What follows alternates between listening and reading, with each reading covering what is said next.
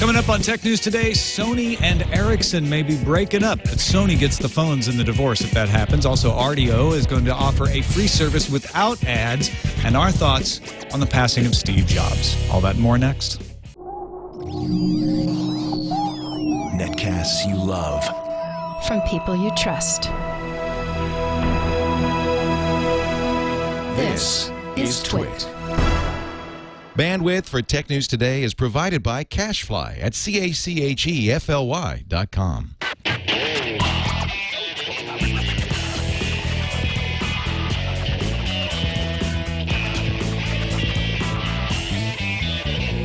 This is Tech News Today for Thursday, October 6th, 2011. Tech News Today is brought to you by Squarespace.com, the fast and easy way to create a high-quality website or blog. For a free trial and 20% off your new account for 6 months, go to Squarespace.com and use the offer code TNT10. Welcome to Tech News Today. I'm Tom Merritt. I'm Sarah Lane. I'm Ayaz Akhtar. I'm Jason Howell. And joining us from Search Engine Land, we're very pleased to have along with us again Mr. Danny Sullivan, the editor-in-chief. Welcome, Danny. Thank you. Good to have you along today. Of course, we have to start off with the sad news. Almost 24 hours ago at this point, we learned that Steve Jobs, former CEO of Apple, had passed away. It was not unexpected, but it was sudden. It was still... I was very surprised and shocked at the moment, even though, yeah, it was something that we knew was inevitable. I still kind of... My breath was taken away a little bit that it was really over. Yeah, Apple.com put on the front page Steve Jobs' image and the years of his life. And then I thought, okay, maybe Anonymous got to the Apple site and it got all screwed up. I was waiting for the correction and I was hoping. Yeah, I was like, oh, kind of no. don't want to believe it was real. Yeah, so... Danny, you wrote a good sort of summary of all the reactions to the death on Search Engine Land. How did you hear about it? I saw it through Twitter. I saw somebody, actually our social media manager for our SMX shows, had tweeted something like, the AP, which had just had the headline, and she was like saying, I hope this isn't true. And you know, there's so many rumors on Twitter, you're like immediately like, wow, is this true? So I went to go dive in and do some searches, and for some reason Twitter was down. I went over to Google Plus, and Lauren Weinstein had already had a statement up that he had found through from Apple on the board of directors. So it was like, wow, it really has happened. And I think it was especially stunning because even though we knew, we just had this Apple event, Right. And no one said anything like, you know, wow. I mean, we knew he wasn't there, but I think it was all in the context of, okay, but he had already stepped down earlier. And there were even pictures that came out yesterday of an empty seat that I guess had been reserved for him. And it was just sort of incredible because there clearly was a huge number of people who actually knew that this was that close. And I think it was sort of a testament to the, you know, the loyalty and respect for him that nobody talked about it during that event. None of this had really come out, that it was that close. Yeah, the reason Twitter went down for you is they were getting 10,000 tweets a second. Wow. The largest Twitter event that they have tracked. Beyonce's announcement of her pregnancy was the previous record holder at 8,000. I'm really glad that it's not still the record holder. Yeah, exactly. She had beaten the capture and assassination of Osama bin Laden. So just goes to show you what people the are interested rankings. in. Yeah, you can argue with the the typical rankings, Twitter user, what they care about. Partly at the that's end of the day, because it's of technology. partly, don't you think that's because of the rise of the usage of Twitter Yes, over that's time? right. As well. We got a lot of great feedback from folks in our audience sending us emails about their thoughts on the passing of Steve Jobs. Rodney said, I think that in this age of corporate risk avoidance, a.k.a. buck passing, leaders like Jobs are a vanishing breed. Simon said, Apple will find it hard to replicate Steve's uncanny instinct for knowing when something was just right. Ozzy wrote in and said he was able to get this extraordinary old housewife excited for technology. This ordinary old housewife. What did I say? Extraordinary. Well, she's extraordinary. I think of her as I extraordinary. think her point was, hey, I was just another... She's extraordinary. Don't ever think less of yourself, Ozzy. That's right. But he did. Steve Jobs definitely, you know, we got some negative response too. Fred called in, left a voicemail saying, look, Steve Jobs had a great impact, but he was a ruthless businessman. And I think the media should be a little more tempered in exactly what Jobs was. So there are people on all sides of their opinions, but no one disputes that he was incredibly important, at least in the technology world. And, you know, I think that I think that you'll get some of that in the coming days. I just think that on the day that he died, the day after, it was sort of more a reflection on, you know, this visionary and the huge impact he had made. And I don't think anybody, even his bitterest enemies, if you will, would have doubted that. And in fact, you do have companies that he competed with strongly and still competed with, Google and Microsoft coming out, and the founders there all saying, you know, these positive things about it. But I'm sure the legacy and some of those other things will come into it as, you know, further time goes by. And I think the one thing that it took a little while to sink in for me was this was not just a Bay Area event. This was not just a Silicon Valley event. Yeah. The front page of Le Monde in Paris, the front page of the papers in China, around the world, the top story was the passing of Steve Jobs. I told this story yesterday, but I went to grab my dog, pick up my dog from the doggy daycare here in Petaluma. And those guys, they don't have TVs. They're not sitting around watching news all day like we are. They're not at their laptops, but they knew. It's just something that it's a huge cultural event. Oh, yeah. I mean, I've got friends who are Twitter users, but by no means geeks, not techie at all, who have iPhones. It's like, I don't really know that much about the history of Apple, but I love this thing. And I am really sad that the person who's responsible for making it is gone. Everybody knew. And lots of poignant tributes from all corners. My favorite, boingboing.net, skinned their site to be in the classic Mac OS style. Microsoft has their flags at half-mast today, as of course does Cupertino.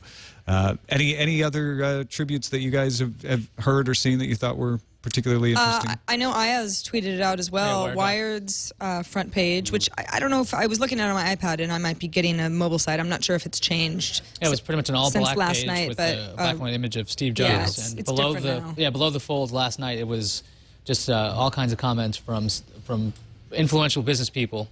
Because Steve Jobs had a huge impact on pretty much all of Steve everybody. Jobs' biggest competitors saying he made such an impact on us. Google, of course, on their homepage, right after it happened, I saw a lot of people asking, are they going to do a special logo? Are they going to do a special logo? And they actually went, very tastefully, I thought, with the small line down below Steve Jobs and the date of his birth and death, and a link over to the Apple site. And I think that is still there. It went up a few hours afterwards. I think it's still running right now. Yeah, it's still up there too. I asked people this morning, sort of, there was we did lots of coverage last night live on TWiT. CNN was doing wall-to-wall coverage, and so this morning I thought, well, okay, we've gone through the process of discussing what happened and what his legacy is, and looking at some of the videos of the important speeches he gave, especially that commencement address at Stanford that he gave. That I think everybody is paying attention to. And I asked folks if you could say one more thing to Steve Jobs. If you could have ever said anything to Steve Jobs, what would you say? And essentially, people said, they would want to say thank you. That was the overwhelming response. Yeah, I saw that you posted that this morning, and there are some negative. Sure, absolutely, and there's some criticisms to be made. Exactly. I mean, when people go so overwhelmingly one way, there's always sort of a backlash of people saying, "Aren't you guys going a little overboard?" And I certainly can see that, but it's really quite overwhelming how many people have something to say about it. I would just kind of say that I think in the world of technology, there really aren't that many news items that get bigger than this. Just in the influence that Steve Jobs had across all types of technology, it really doesn't get much bigger than this. So you're going to see a lot of that eulogizing for quite a while now. Because of that. Well, I was trying to think today about who would be sort of the, modern founding parent, if you will, of technology that kind of matches that passed away, and nobody came to my mind like that, and I think it's because the space is still really young. You've only recently had people like Steve Jobs or Bill Gates who helped ushered in this personal computer era.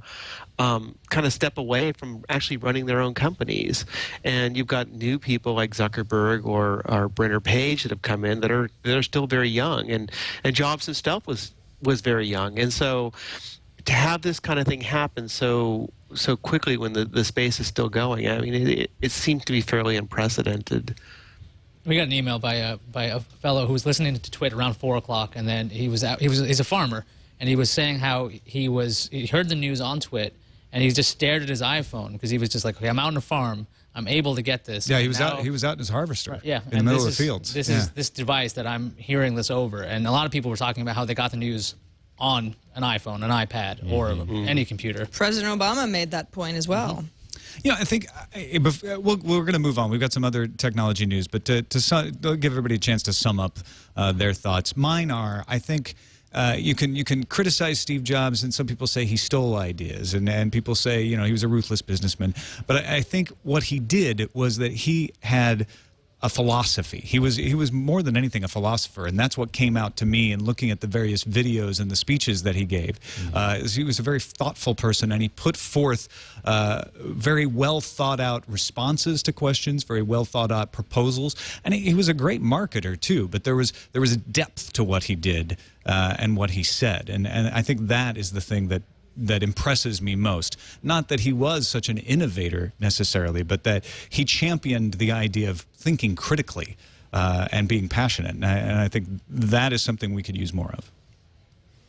Yeah, I was thinking about the fact is, I think one of the reasons it hit everyone so hard is that every time you'd watch him speak, a lot of energy was there. You'd be drawn in, and you'd be paying attention to anything he'd tell you. And so for someone like Steve Jobs, when he stepped down in August, to say he couldn't do something was even crazy. That was insane. But this thing is even further, because like this couldn't happen. But yeah, for me, the amount of fearlessness, the amount of, I mean, there's been a lot of stuff in the press about him in the past that he's just pretty much overlooked and stuck to a vision of what he wanted. He's like, this is what a computer should be. This is how it should work. And I'm going to tick off a lot of people and draw lines in the sand, and that's the way it's going to be. I was quite impressed with that. I think on Tuesday, Apple got a lot of flack from a lot of people who said this announcement it's boring, the energy's low, we expected more. Those comparisons would have been drawn anyway because, of course, Jobs wasn't standing up on stage, but there was definitely something off, and now we know why. Or it's certainly a big part of the reason why. There were things going on behind the scenes we just didn't know about yet, and what I want to see and what I hope to see is that Jobs' legacy lives on with a team that he single-handedly put into place to be able to run this company and continue his vision without him. And I hope that they can. Danny, you want to put in any last thoughts before we move to the next story?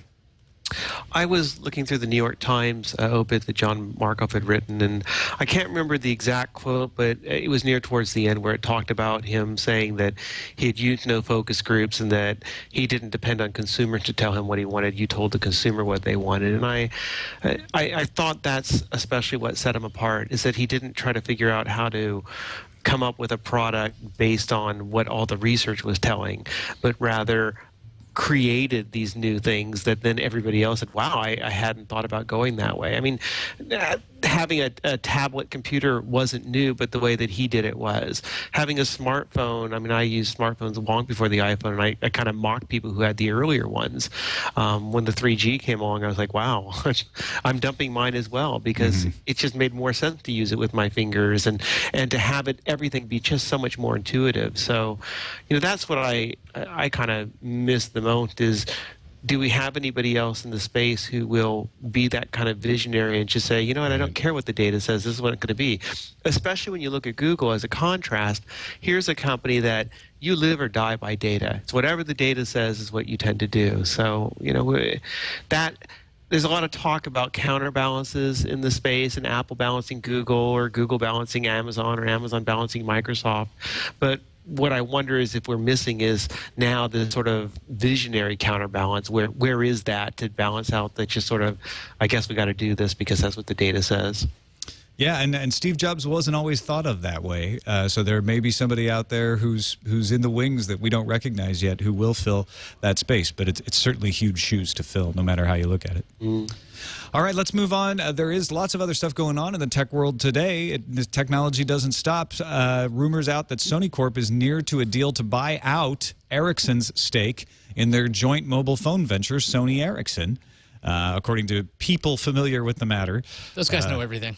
People familiar with the Matter.com will probably have this. Sony Ericsson is a 50-50 joint venture, if you don't know. It was created in 2001 so that the expertise of Ericsson in making cell phones would be shared with Sony, and Sony could put their brand and their expertise at computing, and that's where you get things like the Sony Ericsson Play and the Sony Ericsson Walkman phones. Sony would like to take that back and integrate phones closer with their tablets, with their handheld game consoles like the PS Vita, and they are rumored to be willing to pay up to $1.7 billion to get that stake back. It seems like an odd move for Sony. I mean, they've been in the red for a while. They finally got into some profitable ground. To seize control over their fate when it comes to phones, it seems like an interesting idea. Maybe they don't want to be tied down and constantly going, what do you want to do, Ericsson? Do you want it this way or that way? Because like the Xperia Play, that's not like, I mean, if the PSP Vita or the PS Vita had 3G built in and that was your phone, I mean, Sony could market that like crazy, but to have to okay everything through Ericsson in this partnership or this joint venture actually, for that to operate separately from Sony, I think might be a hindrance to them in general. But to do this now, it seems like it could be trouble. Mm-hmm. I don't know. I think Sony does suffer from the fact that everything they put out with Sony Ericsson looks like it's from a different company. Even though it's got the Sony name on it, you think, oh, well, that's not quite a PlayStation phone because it's a Sony Ericsson Xperia Play. And I think there is a little bit of that decision by compromise that leaks through. Now, whether that requires them to buy out Ericsson and operate everything on their own or not, or whether they could have just agreed to a branding change, I don't know. Ericsson seems to be willing to do this. Danny, do you have any perspective on this? What happens with Ericsson in the end, under the deal, is it that they get to do their own phones and Ericsson goes off and does its own phones as well? Or is it Ericsson just sort of ceases to be on the phone front? Well, yeah, I think Ericsson will continue to do phones of their own. I would assume so. One of the thorniest issues here will be who gets the patents, because there's Right. many patents held jointly by this operation. Although maybe they cross-license the patents and then you don't have an issue. But I suppose it could make sense if Sony's trying to, having these problems with Ericsson, not allowing them to do what they want to do. Sure, I could see that. It would be. I always.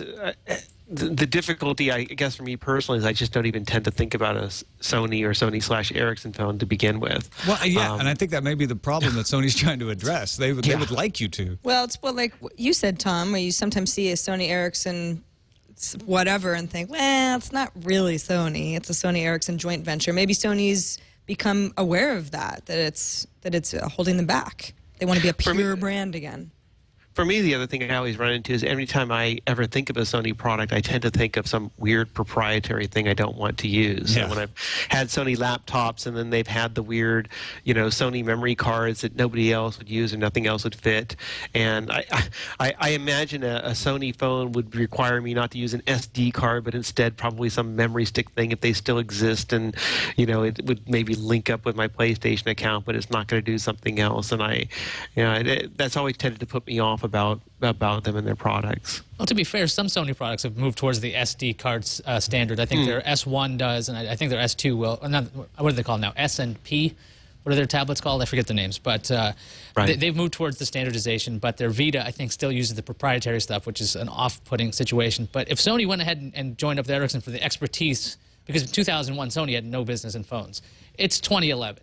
They've probably picked up a lot of information. They know what they want. And 3G radios at this point, they're like in everything. So, well, I think everyone wonders, why doesn't the PlayStation Portable have a phone in it? And I think the answer is Sony Ericsson, because you have to come up with a compromise like the Sony Ericsson Xperia Play.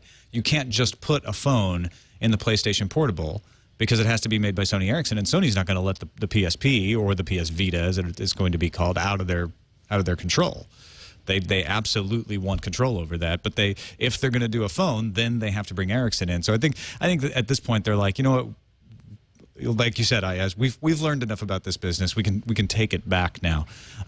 Have to see if it works out and if that is a good idea or not for them. Also, Ericsson stopped making phones in 2001 once they started doing this. So who knows what they want to do. Yeah, what Danny asked is still a good question. What are they going to do afterwards? Go Will on they a start large making boat? Ericsson phones on their own? $1.2 billion is a lot of money. Or $1.7 billion. Just have some fun. Right. Let's take a quick break and thank our sponsor, Squarespace.com. Fast and easy way to create a high-quality website or blog, folks. If you have a need to put up a website quick, maybe you want to put up a tribute site, a memorial site, Maybe you want to put together a blog that's just, logging your various empires and the entrepreneurship you have. There's all kinds of reasons to have a website, and Squarespace makes it easy and makes it look professional. You're going to look good when you use a Squarespace.com site, and it's going to be easy to put together. All-inclusive service. They've got 24-hour help if you run into a problem, but it's so easy to use. That's why they can offer 24-hour help, because it's very obvious. It's very easy to put stuff together. Go try it out. You don't have to take my word for it. You sign up at squarespace.com, and you're like, oh, I probably have to put in some credit card and remember to cancel. You don't have to do any of that craziness. You just log in, start your website. They'll ask you what you want to call it right off the bat, and you're making it. Before you know it, you don't have to commit to anything. You get a free trial, and if you decide to keep it, we'll give you 20% off for 6 months because you're a Tech News Today viewer or listener. Try it out. TNT10 is the offer code you use if you decide to keep Squarespace.com. But just go try it out for free. Squarespace.com, use the offer code TNT10 and get 20% off for 6 months. And we thank Squarespace for their support of Tech News Today. So if you want to thank them, go try it out or tell someone to try it out and use that offer code. We appreciate their support. More crazy rumors about the Samsung Galaxy Nexus Prime. Actually, these aren't all that crazy. We're going to find out what this phone is on Tuesday. But Boy Genius Report. That's not been announced. Well, one thing we pretty know, sure we're going to find out about and this. one thing we actually know for sure now is that the official Android streaming page, I believe on YouTube, is actually labeled Ice Cream Sandwich announcement dated for next Tuesday. Is so that we know, right? Okay, yeah. So we know Ice Cream Sandwich at the very least. We absolutely know that. We know it's a Samsung phone. Yeah. We know it's going to have Google involved, and we know it has to do with Android. What we don't know is I guess we know it's Ice Cream Sandwich now, if you believe that.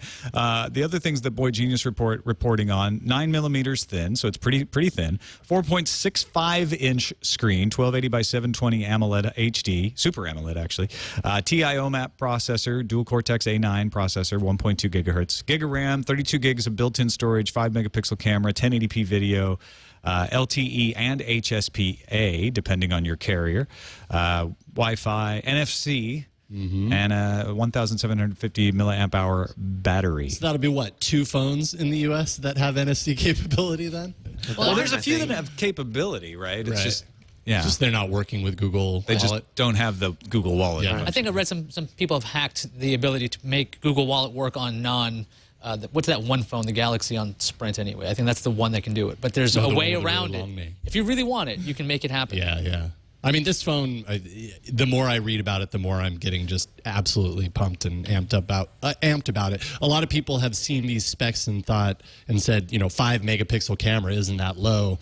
Personally, I don't care. If the optics are great, then I don't care about 5 megapixels. That's fine for me. Go ahead. 5 megapixel cameras in phones, when done right, Yes, can absolutely. take really nice pictures. Depends on the speed, though. I mean, if this thing takes forever, like I've also heard, there are reports about the speed of the camera being really, really quick as well. But who knows? At this point, it's kind of like the fever pitch that you hear about iPhones. It's like leading up to it, suddenly all the rumors come out of the woodwork. We'll see where the dust settles. Especially trusted sources of BTR. Well, Engadget reporting that GSM Arena is saying it's going to have an 8 megapixel camera and a 1.5 gigahertz Exynos dual core processor, which is a processor that Samsung only recently even announced. So it's hard to believe that, but who knows? Maybe. Danny, can you clear up any of this fog for us? Do you have a better guess? No, I'm going to be down there at the event, and I'll be live blogging it. It seems like a pretty big event. It seems like the stuff that we're hearing, that we're going to get the Ice Cream Sandwich release, that we're going to get a Nexus Prime, a Nexus Pure Edition sounds good. I think one of the most intriguing things to me is that this may be the first time we get a pure Google phone on Verizon.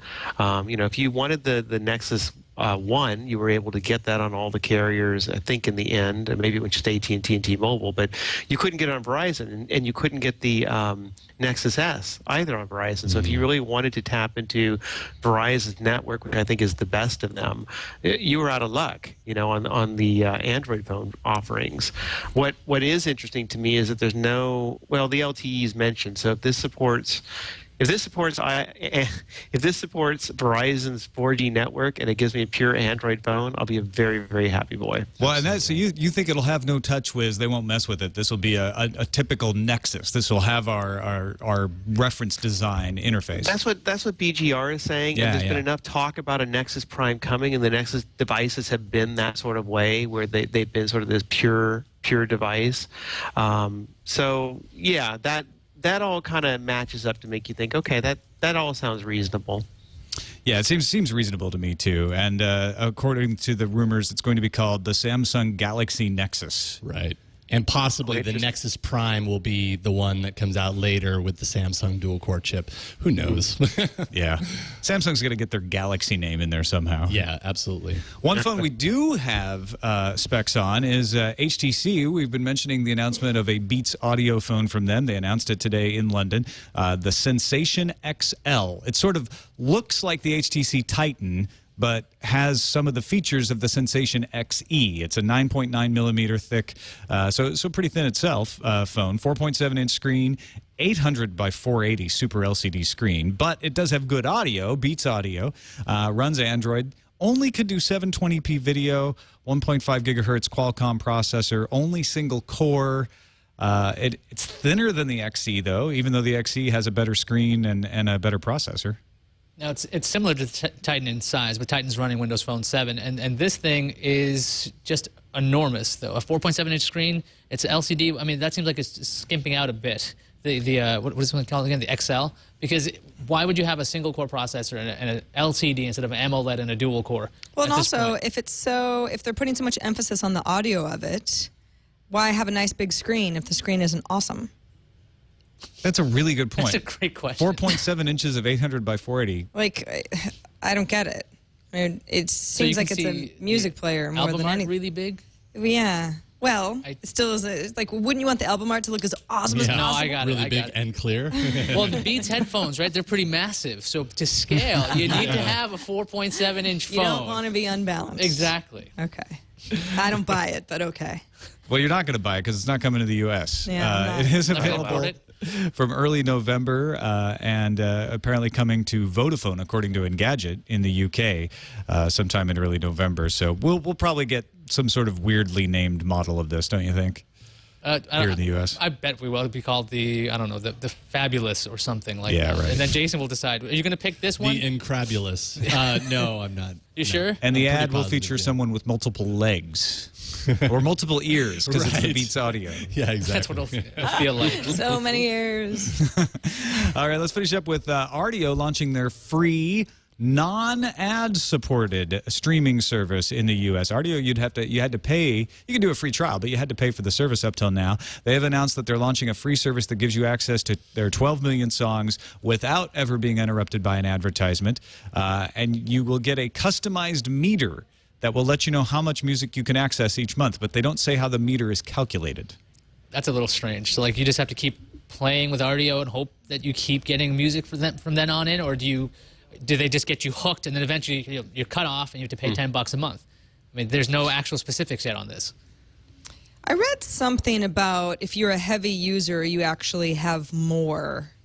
You would get to take advantage of more music than if you're someone who's listening less. Rdio has a way to know that like they can cap you at a lower amount and you won't really know the difference. So that just because you're listening to music all day, every day, won't mean that you're getting cut off at the same time someone who's not using. It's like they're using all their bandwidth somehow. Right. Mog has a similar idea where they have like a little tank, but they actually explain to you how you can actually refill the tank by clicking on ads or sharing your music. Mm-hmm. At least there's some kind of ascertainable standard. But this one seems like just go for it, try it out, see what happens. I mean, I have to assume that Rdio really feels like Spotify is overshadowing them. I know that they don't have a huge user base. I use Rdio. I like it a lot, but I know that they're still trying to get the word out there. This is how it works. And this is a perfect example of how they can get a lot of people on board that say, I love this, but the restrictions of my music running out each month makes me want to pay that $4.99. Or I really would like to have mobile access, so I'm going to go up to the $10.99 monthly plan. It's smart. Danny, do you think Rdio can take a chunk out of Spotify by saying, hey, it's ad-free? Potentially. I mean, for me on the music space, I always find it as a brave new world because I'm still wanting to download songs and actually pay for them. I'm like you actually. I actually I'm a chump who purchases MP3s. I mean, it's interesting because I have the Spotify and I have the Spotify mobile account, but most of my music, I go out skating in the evenings, and I don't know what my bandwidth is going to be like, and I've got all my songs queued up already, so I kind of go with it. But potentially they have a chance. I mean, I think Spotify is certainly opening many more people to the idea that, wow, you have all this music on demand and you can just listen to practically anything that you want, and it's a regular fee. So why not? Why not have those kind of alternatives? And I think the real thing will be who they partner up with. Spotify got in so closely with Facebook. It was interesting looking at the article that you either have to give them an email address or, oh, surprise, a Facebook account, and that'll get you going with it from there. So you kind of wonder when we're going to get one of these companies to partner up or get purchased by Google, or I don't think we're still in that case where Apple is giving you that kind of streaming, if I recall. You have to buy the music, if not pay the flat fee and get whatever songs you want to have. Yeah, and reportedly the RDO service does tie into the Open Graph if you use Facebook to log in. So this would theoretically be part of that whole timeline ticker. Oh, it's on mine. Integration, yeah. Stream full songs on demand, share on Twitter and Facebook, all of that sort of stuff. Yeah, also, the family plans are attractive to me because my wife subscribes to RDO already, and for $8 extra a month, so $18 for two people, you can get a family subscription that's unlimited. But unlike Spotify, they didn't link this to Facebook. I mean, you can do all that stuff. You can sign in with Facebook, but you could just go in with your email and you don't need to link it. Versus Spotify now forces you to do it. You have to have this link to your Facebook account, which is putting off a lot of people. Danny, were you going to say something?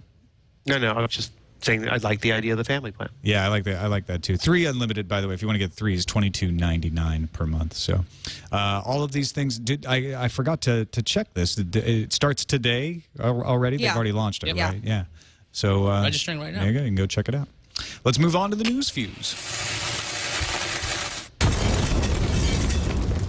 60 internet users in France could lose their internet for a month. Apparently, the 60 have ignored letters telling them to stop infringing copyrights. Before they are disconnected from the internet, they will receive a visit from a friendly government advisor for an interview. If any of the 60 are found guilty, they face a fine of up to 1,500 euros and potentially lose their internet for a month. What if they're just never home? So they won't be there for the Sounds interview. like a big time-wasting exercise How to could me. I possibly be pirating these songs, sir? I'm never home. I'm sorry, I must have missed you calling the front door again. The $79 Kindle has a very eye-catching price, but if you ever get sick of those ads, it turns out you can get rid of them. If you decided you're sick of Amazon's special offers, you can upgrade that Kindle from the Amazon website under Manage Your Kindle.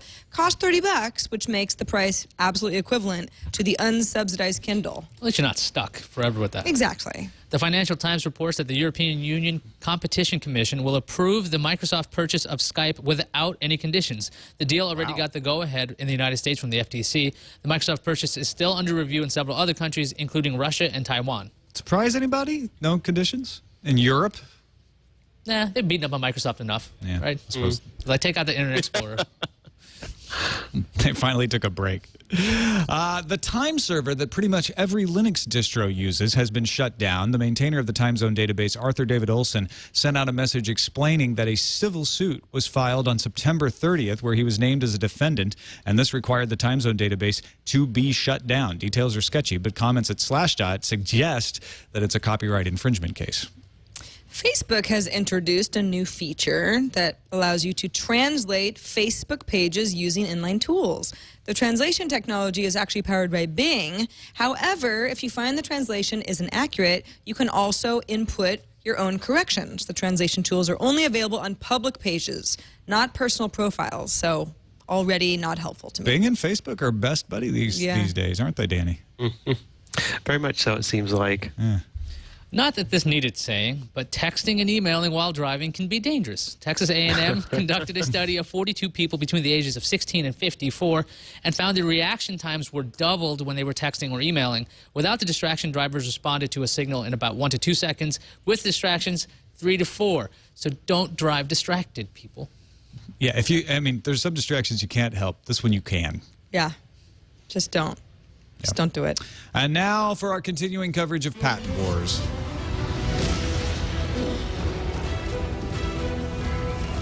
Motorola Mobility is getting sued for patent infringement by Intellectual Ventures.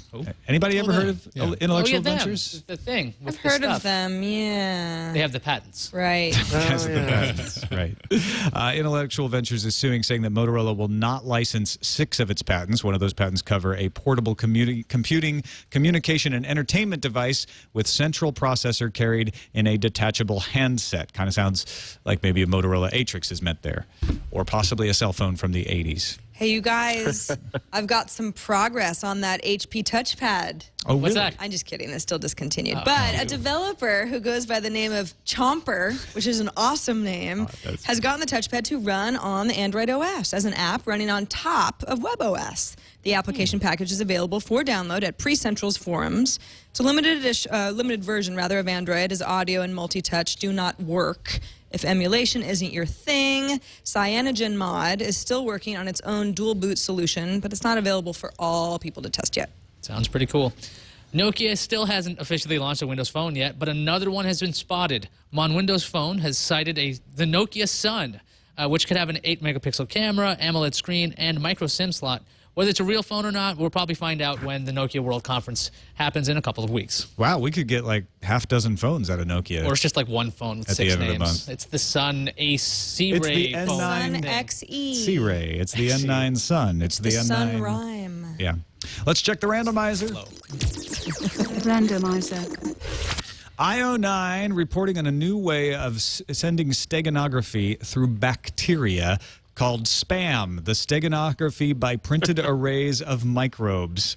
A key part of the cryptography is making sure only your intended recipient can receive a message. So what you do is you encode your message in bacteria on a certain growth medium, print it onto an agar plate, copy it onto a nitrocellulose or velvet membrane, then give that to the recipient who stamps it on the proper growth media and develops the message. Stamp it on the wrong growth media, you either get a different message or just gobbledygook.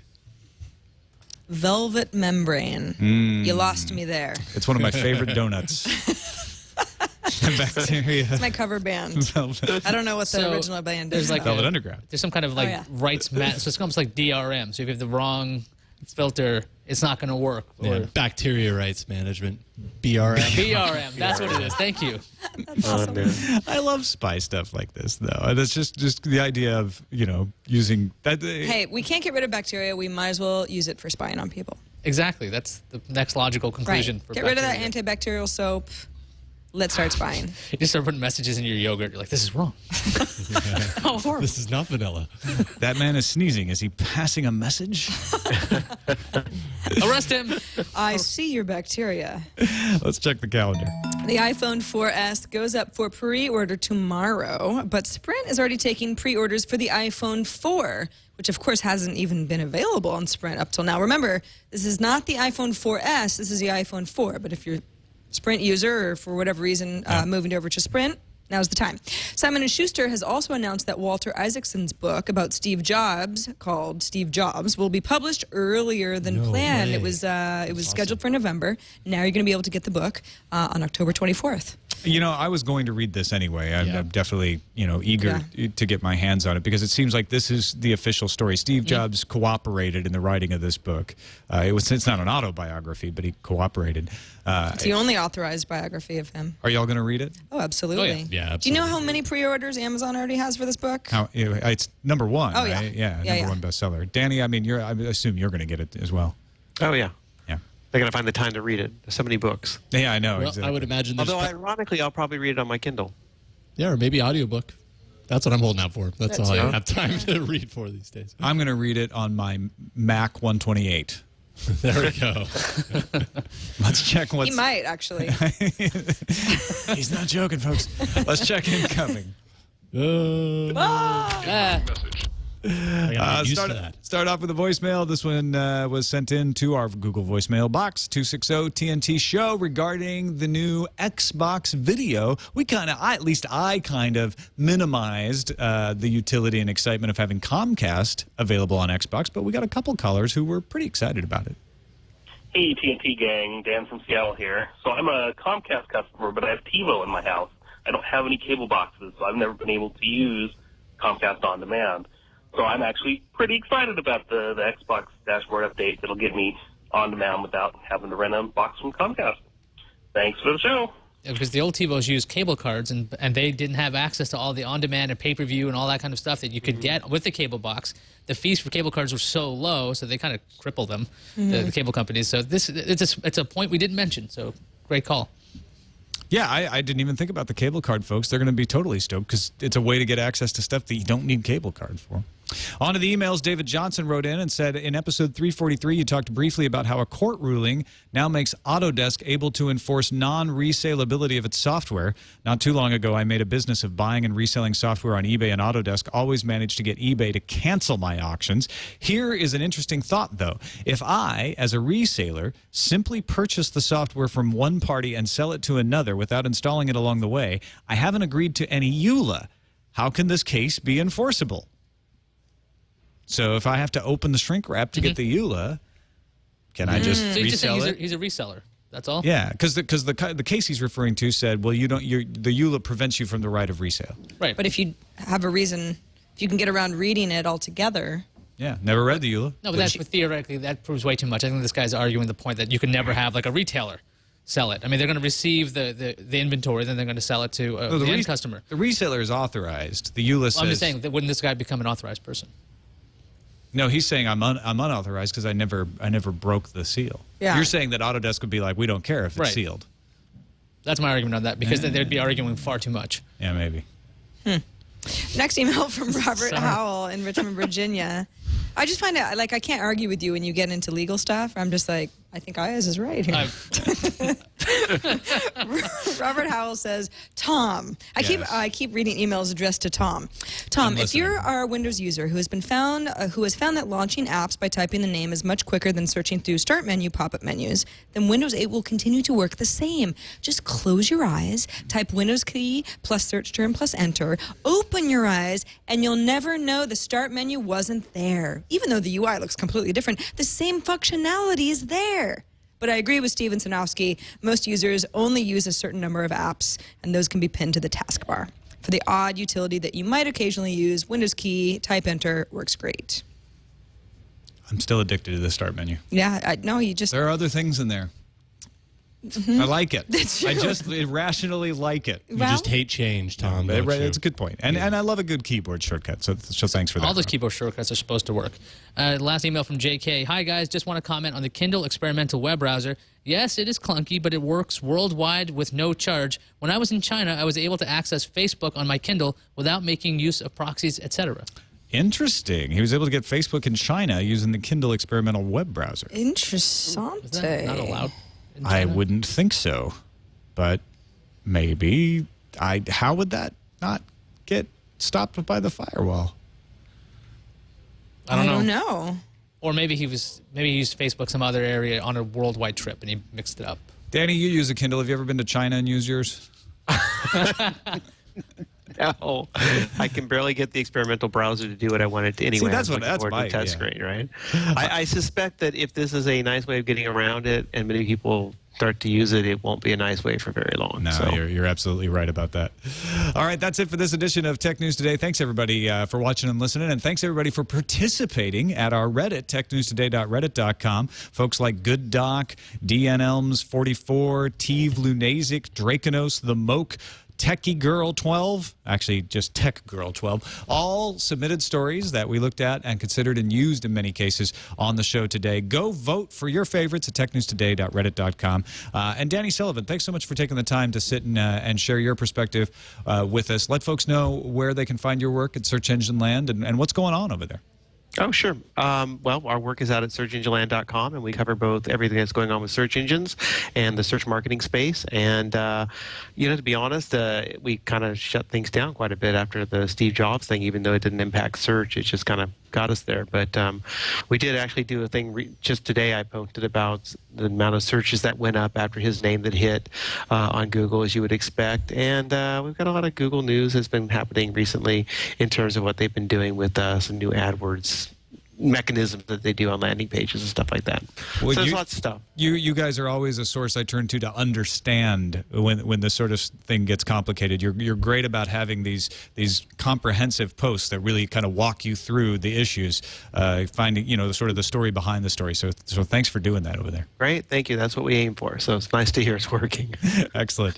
Folks, don't forget you can find us on the web, twit.tv/TNT. You can email us, tnt@twit.tv, or give us a call. Our phone number is 260-TNT Show. Leave us a Google voicemail.